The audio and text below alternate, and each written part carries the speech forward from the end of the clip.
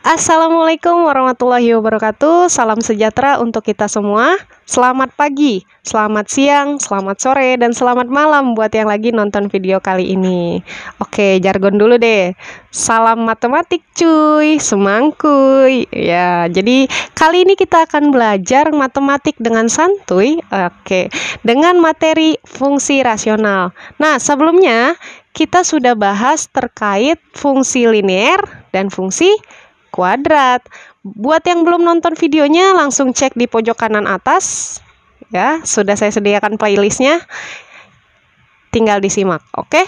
Nah, sekarang kita langsung ke fungsi rasional.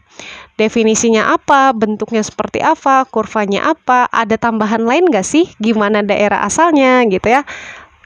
Yuk, capcus kita bahas. Oke, fungsi rasional ya. Fungsi rasional, apa sih yang dimaksud dengan rasional gitu ya? Fungsi rasional adalah fungsi yang bentuknya hasil bagi. Nah, atau biasa sering kita sebut dengan fungsi bentuk apa? Fungsi bentuk pecahan gitu ya. Jadi fungsi rasional adalah fungsi yang berbentuk hasil bagi atau biasanya kita kenal dengan fungsi yang berbentuk pecahan gitu ya. Nah, rasional ini punya lawan kan ya? Atau punya kawan? Nah, sama aja ya. Nah, namanya apa? Irasional. Masih ingat ya? SMP nih gitu. Nah, irasional itu apa sih? Bentuknya seperti apa? Fungsi yang berbentuk akar. Bentuknya akar. Jadi kalau rasional itu pecahan, kalau irasional itu bentuknya akar. Diingat ya. Tapi kali ini kita cuma bahas fungsi rasional aja ya. Oke.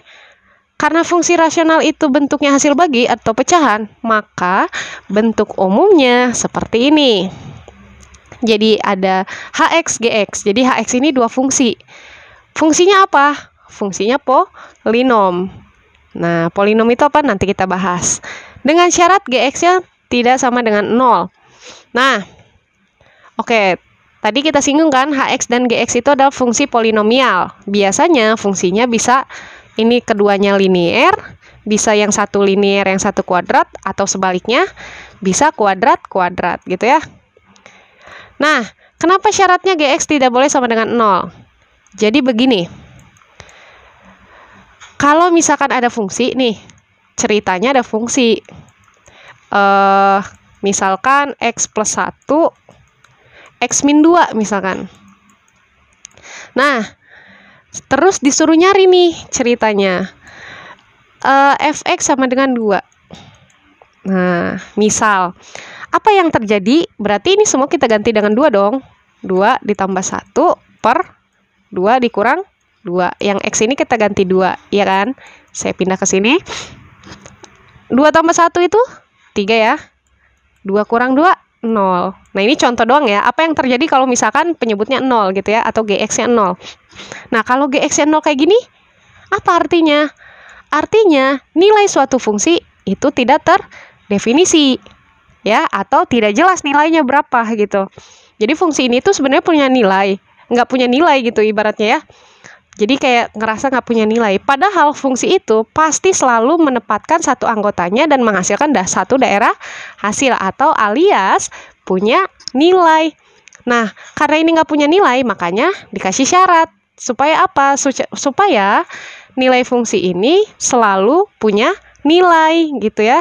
Makanya dikasih syarat, penyebutnya nggak boleh sama dengan 0. Kalau penyebutnya sama dengan 0, ya seperti ini. Dia nggak punya nilai atau tidak terdefinisi. Makanya ada syarat seperti itu, gitu ya. Oke, kali ini mungkin yang akan kita bahas di fungsi rasional itu linear dan linear kuadrat. Nah, buat kuadrat-kuadrat itu sama aja.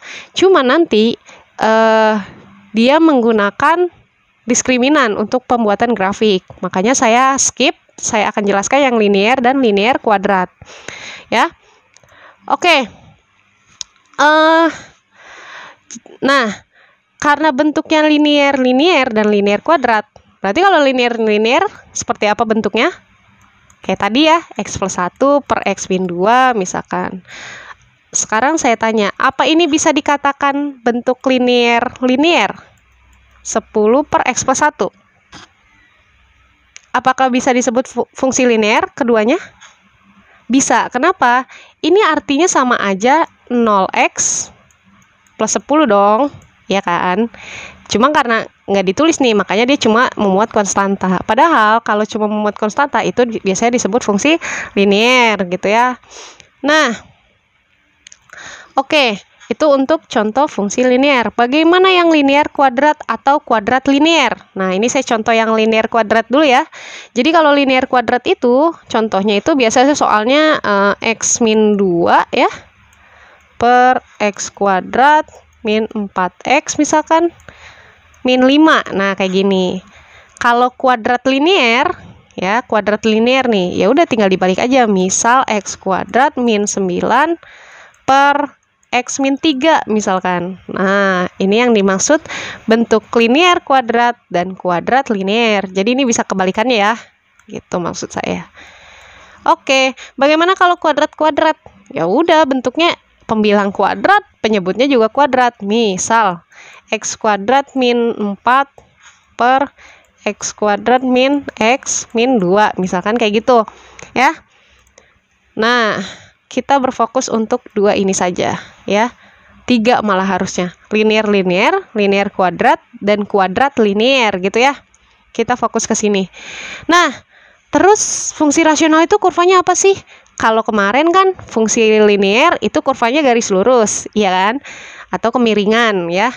Kalau fungsi kuadrat dia bentuk kurvanya parabolik ya. Bukit, lembah gitu ya. Jadi melengkung kayak letter U. Nah, sekarang kalau misalkan kurva fungsi rasional apa? Kurva fungsi rasional biasanya berbentuk hiperbola atau hiperbolik ya. Beberapa buku nulisnya hiperbolik gitu ya. Gimana sih kurva hiperbola itu? Nah, jadi misal begini. Jadi ini ada sumbu X, sumbu Y. Apa yang dimaksud kurva hiperbolik? Kurva hiperbola ya, sama aja ya. Kurva hiperbola itu kurva yang bentuknya dia nggak berpotongan, apalagi menyinggung. Jadi dia mendekati. Set, kayak gini nih. Ya. Dan biasanya simetris.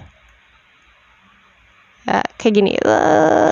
Nah, jadi dia nggak pernah menyinggung, nggak pernah berpotongan gitu. Kalau kemarin kan di fungsi kuadrat kita bahas dia berpotongan, bisa menyinggung gitu ya. Kalau ini enggak, justru dia mendekati.